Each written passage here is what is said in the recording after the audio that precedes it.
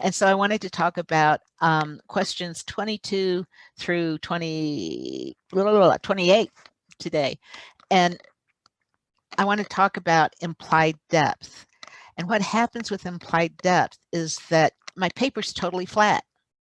And so how do I take a flat canvas or a flat piece of paper and make it look 3D?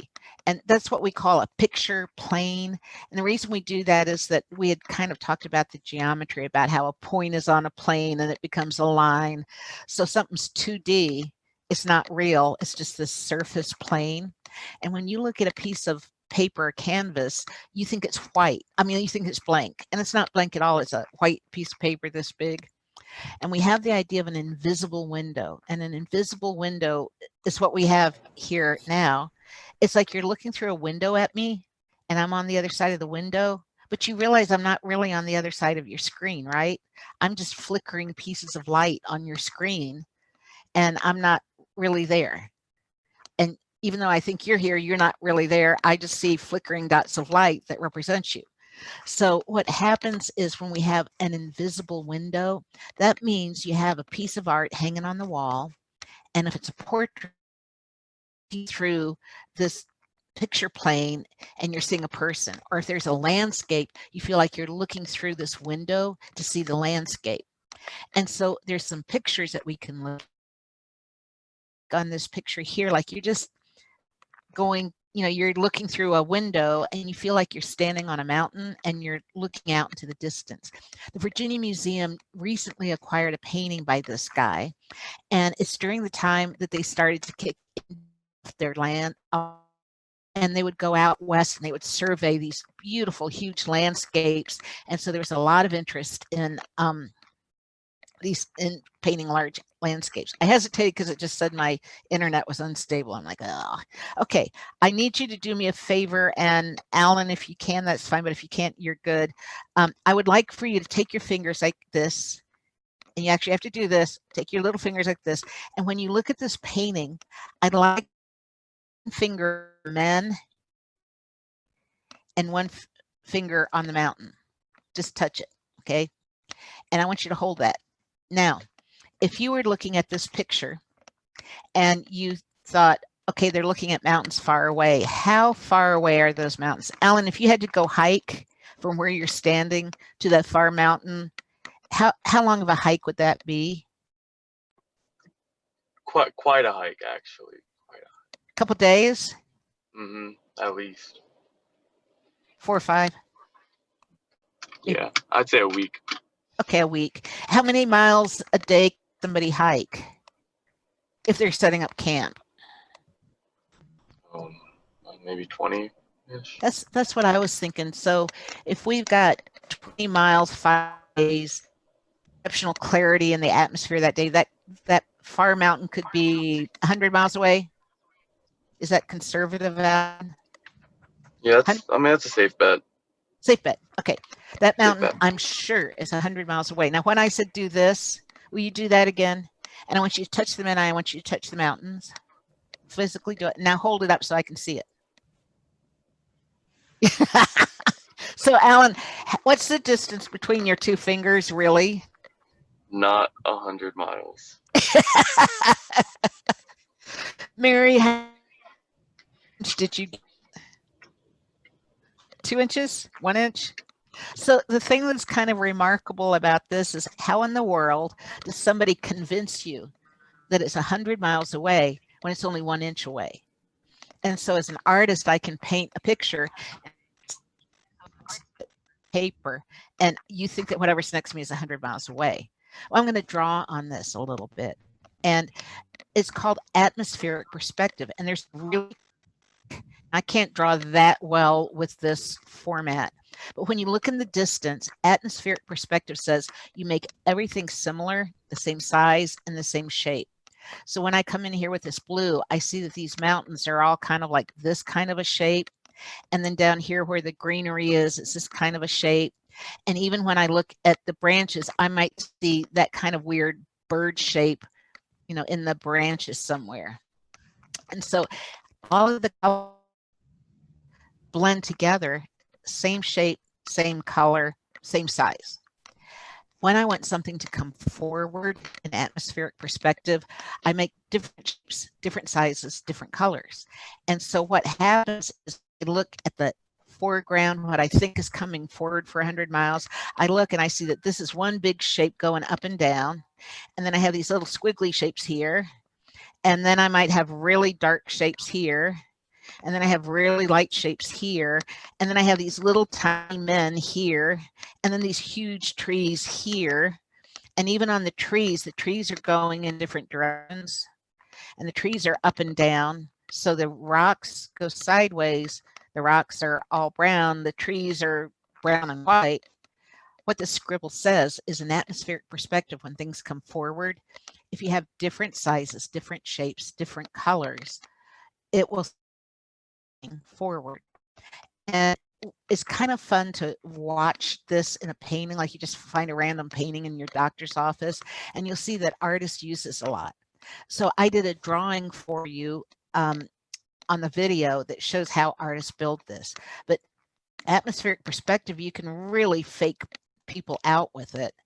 So this is an example of atmospheric perspective. Now, when I come back down here, perspective 2. And this is Degas, Jockeys Before the Race. And the Virginia Museum has a lot of Degas to it.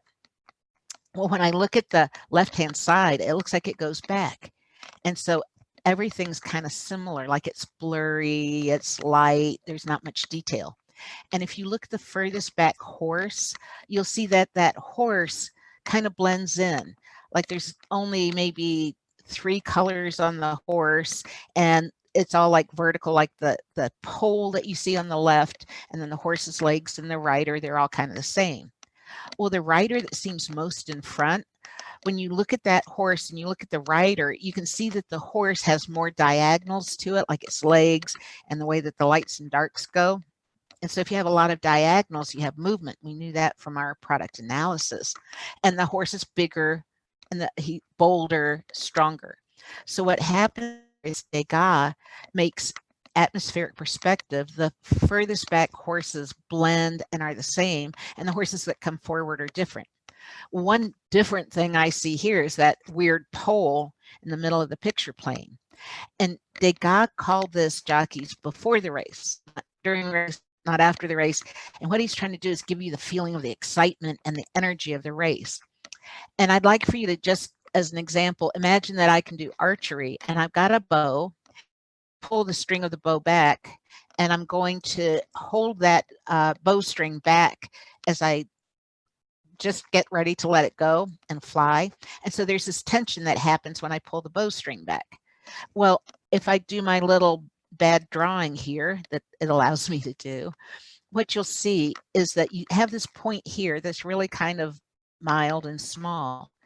But when I come here and I go through the bottom of the horse's leg, not straight, sorry, it's not a snap line. And then I come up here and I go through here and I go through here.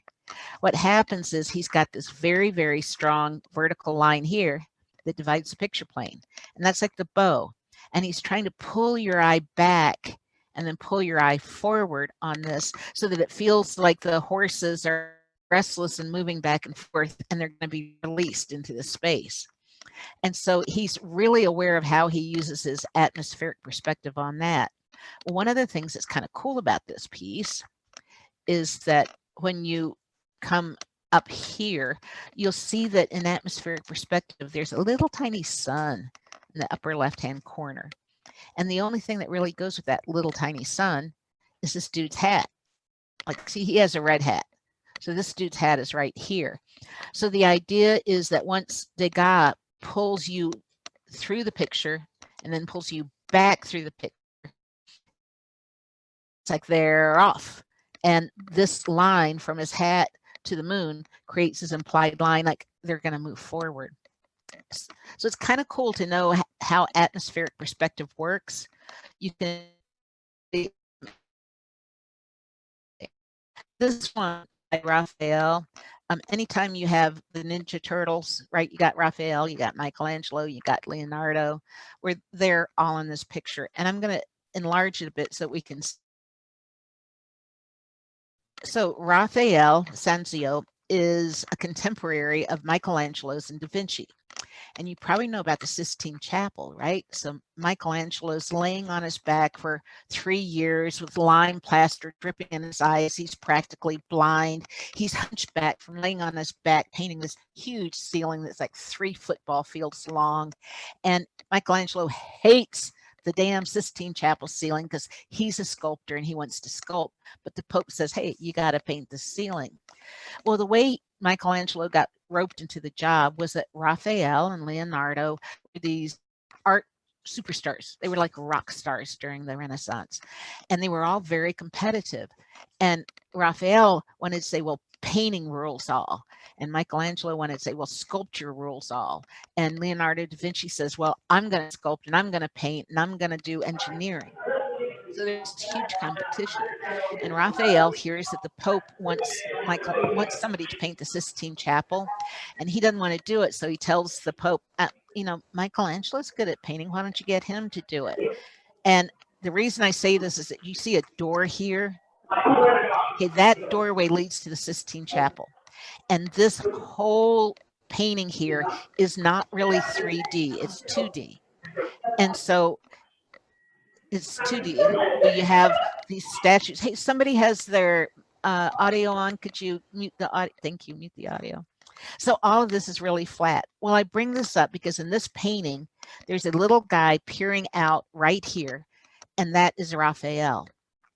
Now, whenever you have a bunch of people standing together, you're going to naturally look at their heads. And you'll see that these people line up and they're at a pretty high level.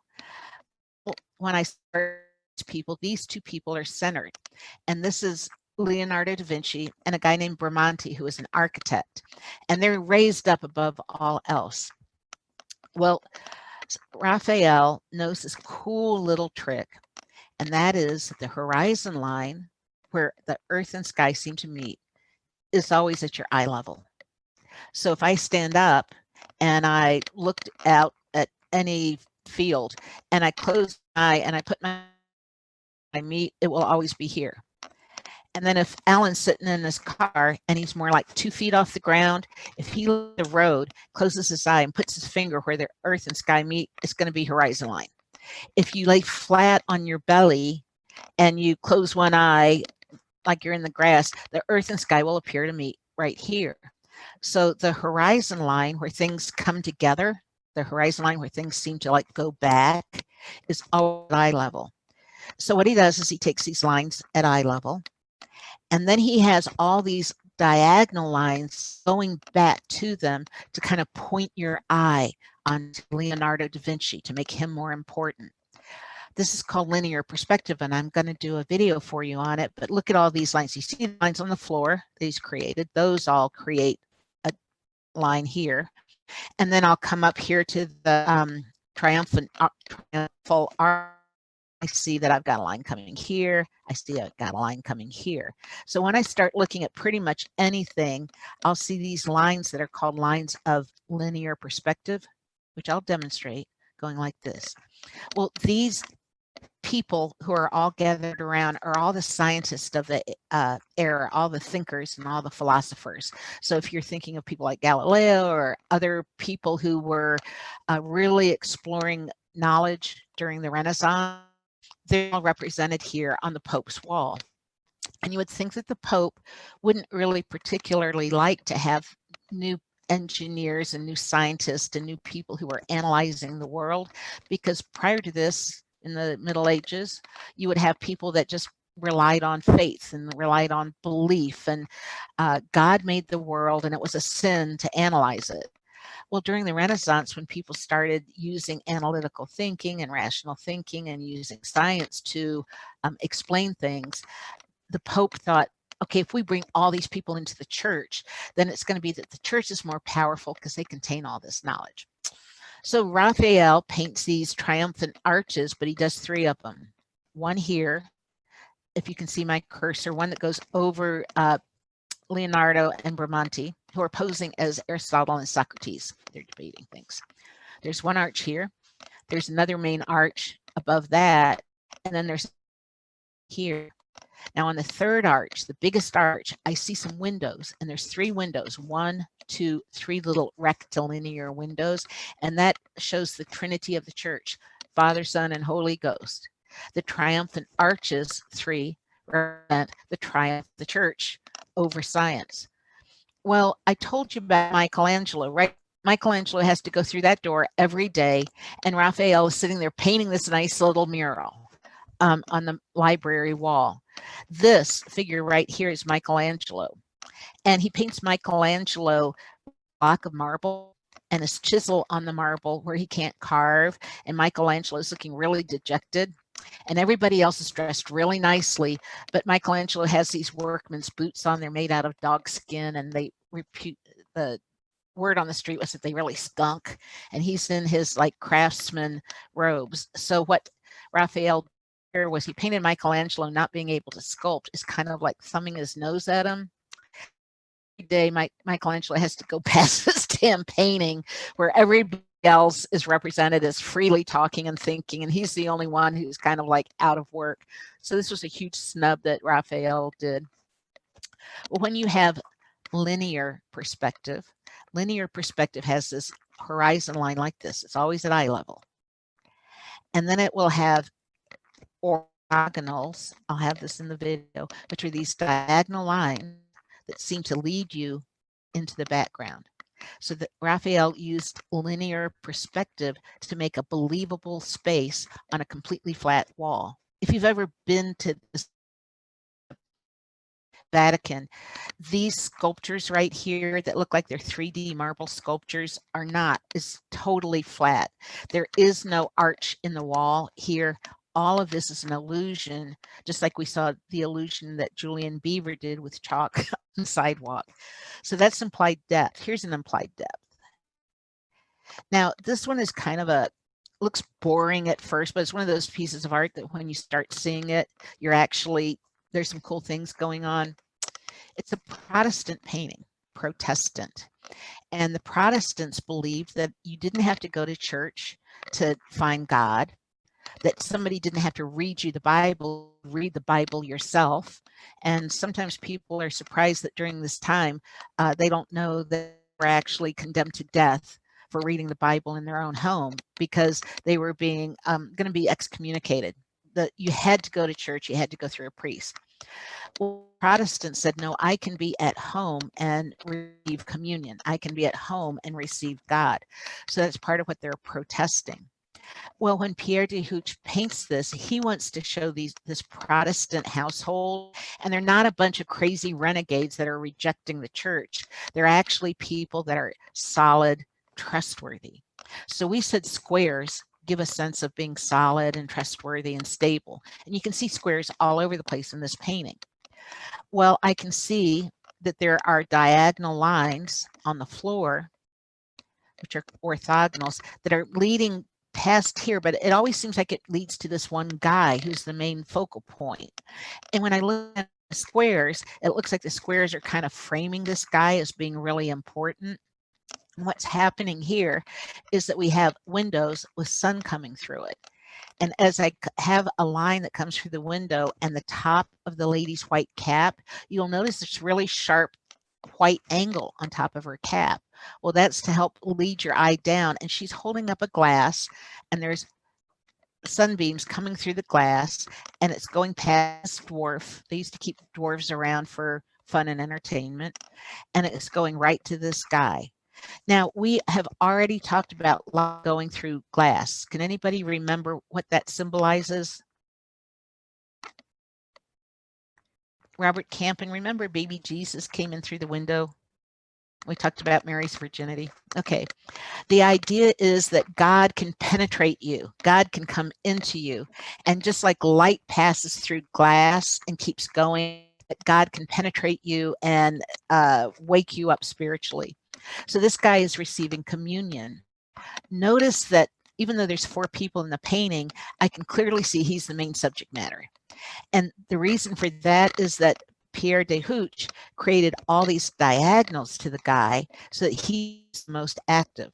And when you look at him, it's like, yeah, there's a diagonal on his arm, there's a diagonal on his sash, there's a diagonal on his other arm, there's a diagonal on his leg. So you have all of these diagonals making him the energetic focal point, but it's very stable because of all these squares going on around him. Now, what's happening here is you can look at this lady and it looks like you can see through her dress. This is called pentamiento. And what that means is that I have to turn off an alarm real quickly. I'm sorry. I don't want you to hear this bing, bing, bing thing going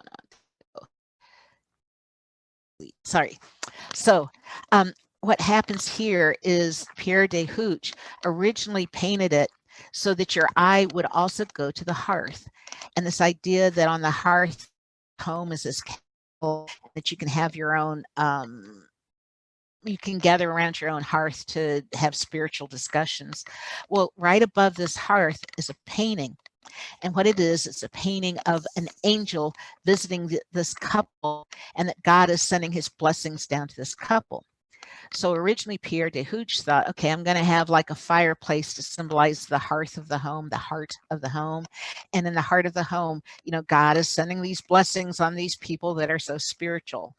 Well, he painted that and it didn't work on the composition because all the lines on the floor just made you go to the floor, up through the fireplace, and then looking at this weird painting and trying to figure it out. And he wanted you to look over to the left of the painting so that you could see that they're having communion in this household.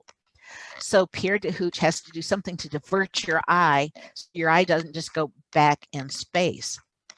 So he had this floor painted at first and your eye went back in space too easily. And so what he did was he painted this woman here, and this woman is kind of making your eye go towards the guy. She's kind of glancing towards the guy. Her arms kind of go towards the guy. The skirt goes towards the guy. Well, we know that she was painted in later because de Hooch put her in the picture, but as she dried, as the paint dried, it sunk into what was already there. And so it sunk into this really bold floor that he had painted. So that's why you can see her skirt like that. But I wanted to show you these pieces because when an artist wants to take a flat canvas and make you think that, you know, there's a fireplace there, there's a map on the wall, and there's a man sitting at a table, none of that's really there. It's just blobs of paint. But what he can do is he can direct your eye by using all of these implied lines, such as the line of the light coming to the guy, this guy's being more active with his diagonals, all the floor pointing to him. So when we're talking about implied depth, these artists are really consciously using things to make the perspective work. So a couple of videos for you on it. I also wanted to point out in this piece that you do have atmospheric perspective. I said an atmospheric perspective, that you have similar colors and similar shapes that blend. Look at the background in this painting and you'll see that all of the shapes are kind of the same muted yellow ochre wheat shape color shapes. And as things start to come forward, you get more and more color and more shape. So on this woman in a white bonnet, a black jacket, and a red dress. Well, that's like pretty bold compared to the rest of the picture. And so she pops forward because she's different. She's red, she's white, she's standing up.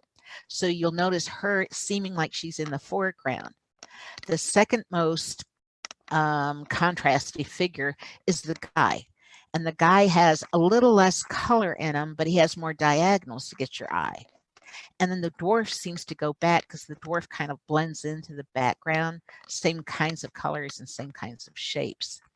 So when you look at any of the figures here, the way that he makes you think that you're in a room that's what, 20 feet deep, is he will use linear perspective, diagonal lines to go towards the figure.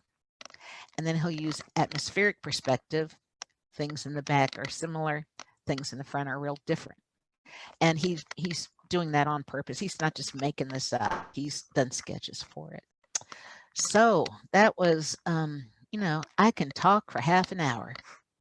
And what I have to do now is I have to zip over to a telehealth meeting. But what I'm going to do tonight is I'm going to post a little talk about this because you got the idea, but I'm going to show you some sketches where I demonstrate how do these artists do this. You know, give me till tomorrow to post those videos, and you on Tuesday. I am going to post an assignment about the reflective essay that you just finished on art in our environment. And then I said we were going to do a deep dive on it. I'm going to post a little video about that too. So just looking for announcements for the rest of class, and organized, but got a jet now. Is that cool? Yeah, nobody minds quitting at 4:20 or 4:30, right? Everybody's like, go for it. Okay, it was great seeing you again. Thank you, the people who sent me small notes, email. It really made me feel better, and I really appreciated it. So I'm off to get even better and weller, and I'll see you on Tuesday. Cool? All right. Nice seeing you. Bye, guys. Hey, bye, Alan. I'll talk to you later, okay?